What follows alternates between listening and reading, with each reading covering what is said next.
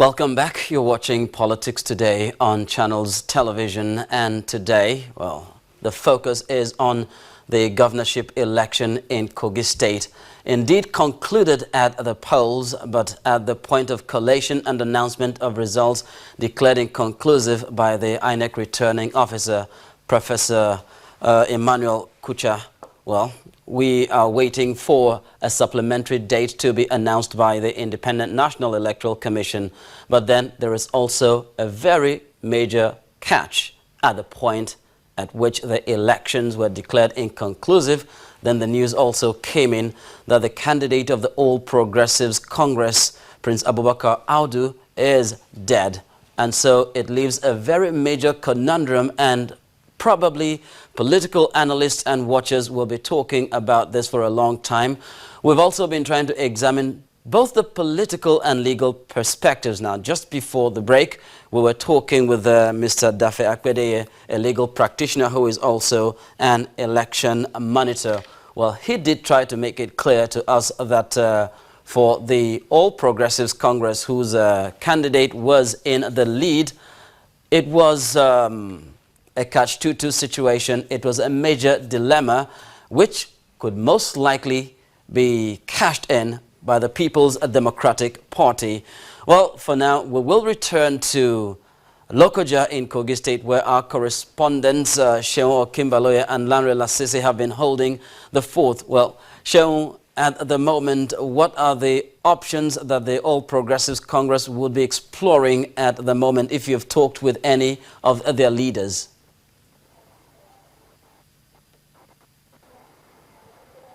Absolutely, Charles. Thank you. Of course, we have been speaking with people, of course, getting their impression about this whole game and all matter that has arisen from this election. Of course, the sad news of the death of the APC candidate in this election, Chief Abubakar Audu.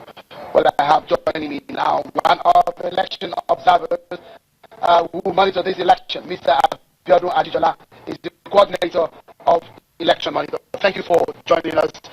Let me start by asking you, how did it come to you, the news of the death of Chief Abubakar Audu? You've been on the ground monitoring this election, but when you heard, how did it eat you?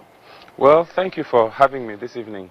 To be honest with you, I was extremely shocked and surprised. I didn't see it coming, and initially I didn't think it was true. I felt it was a social media thing because we were hearing nothing confirmed, and for me it just was unbelievable that this could actually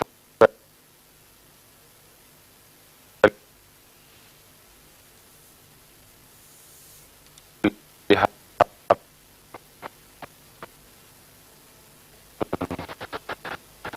Because when you look at it. Well, then, at the moment, those signals are freezing. It's not that cold out there, but then something definitely must be affecting them. But we were talking about the situation presented at the moment.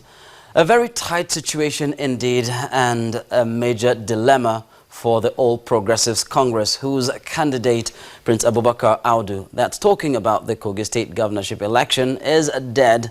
And so, right now, we have to return to Sheon, who has been speaking with an election monitor over there in Lokoja, the state capital. I understand that they are on frozen at the moment, so Sheon, it's back to you. Thank you, Charles. Technology has a mind of its own sometimes. Well, Mr. Abubakar Audu, I was going to ask you about the person of Chief Abubakar Audu. Who is he? Give us an understanding of his person as a politician. Okay. Thank you. Prince Abubakar Audu, as you know, is a renowned politician in Nigeria, and he was the former governor of Kogi in 1990 under the National Republican Convention. And then, of course, after that, we had the military, the Abacha regime. But then in 99, when we returned to democracy in the Fourth Republic, he came back as the governor of Kogi State. And he was able to do a single tenure from 1999 to 2003 under the APP at the time, All People's Party.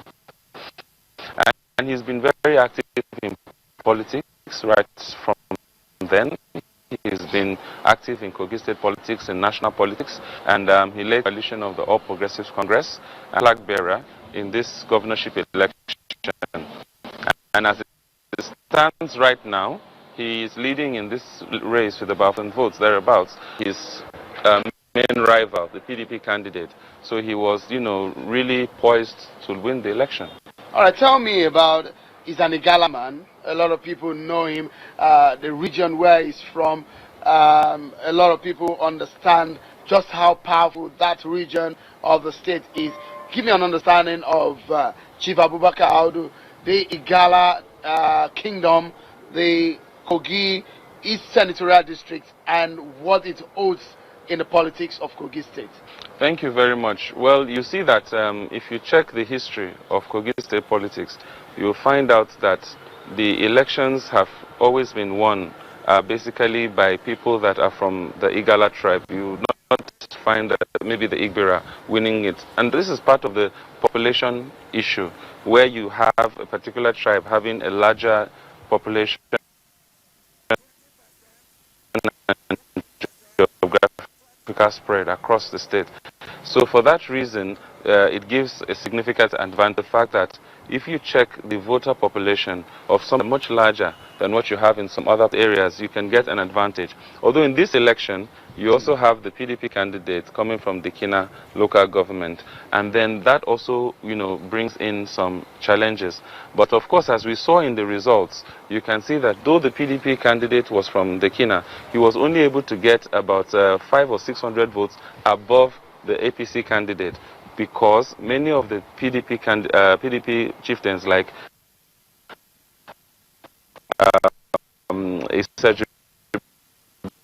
Chocho decamped from the PDP to the APC. He also hails from the Kina platform from that zone.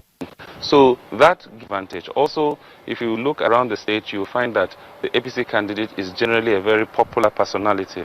Whether you are talking of the central, the east, or wherever you're going, you discover that he's a relatively popular personality. All right, interesting. Chief Abubakar Audu, I know a lot of the times that we reported the campaigns, things that he has said about this election, and a whole lot of that. I know for some of you who are trying to flashback on some of the incidences that have played out in the politics of Kogi State. You're trying, I know very much now, the image of Chief Abubakar Audu in your head, and you're thinking about some of the things that he said last in this particular race. We want to give you an understanding and make you hear him one more time here, though it's no more, but then here is some of the things he said before he died. Teachers, I sympathize with you. Some teachers, 2 years, no salaries. By the special grace of God, when we come into power and our government is inaugurated on the 27th of January 2016, all the teachers' salary will be cleared. 20%, 10%, 40% will disappear. Can I do it? Can I do it? If you vote for Audu, hands up.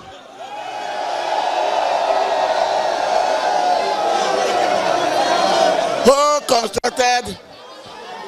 constructed Ibana Road? Ibana Okpo Road. Okpo Iga-Ikeje Road. Iga-Ikeje Ogugu Road. Ogugu Ete Border. Who brought light? Who upgraded the chief? Obajo Talu. Ejo of Okpo. Ejo of Olababoro. Audu, don't try you.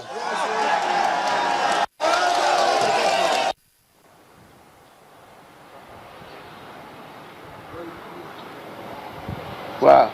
That's Chief Abubakar Audu. There are some of the campaigns making promises for the people of Kogi State. Our heart goes out to the family of Chief Abubakar Audu. I pray that God gives them the heart to be able to bear this irreparable loss. I've been talking to my guest here, Mr. Abiodun Ajijola, on who this man really is. But again, you know, the election has been declared inconclusive. What is the reason why it was declared inconclusive?